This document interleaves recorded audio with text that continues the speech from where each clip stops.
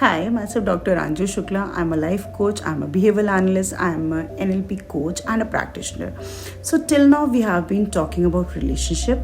Under that we have been discussing the most important aspect of a relationship, that is trust. So till date we have discussed, what are the symptoms that people don't have trust, what are the reasons that people may not trust.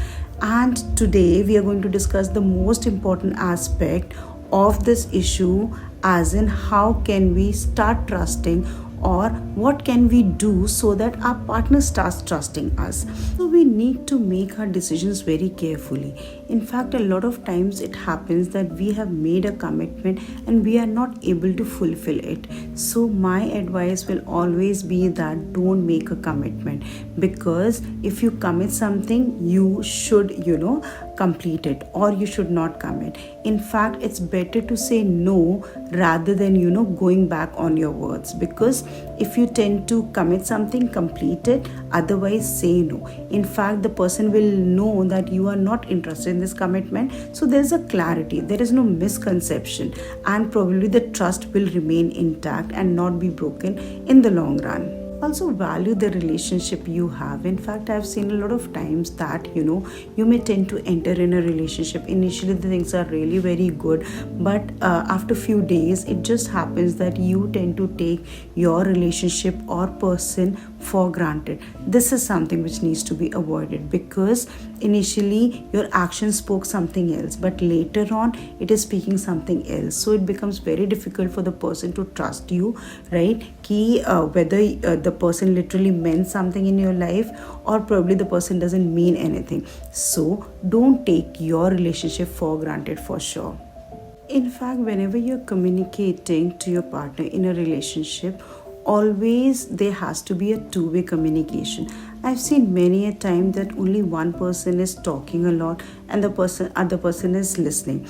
And you may always say that this is the way we are, we are just opposites, one talks and other listens. But believe me, it's not always true.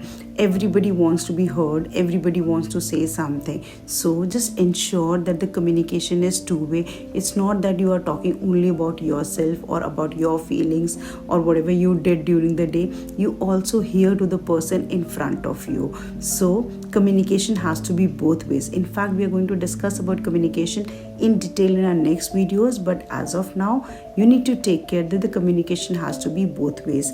Also, if you have some doubts regarding any issue, you should always seek clarity. In fact, rather than assuming things, you need to seek clarity and have a clarification on anything you doubt, rather than just assuming, because assuming is something which may destroy the relationship, if things keep on going in the assumption way. So seek clarity, have clear-cut communication, and don't assume anything as such. In fact, a lot of times, the person just wants to be heard.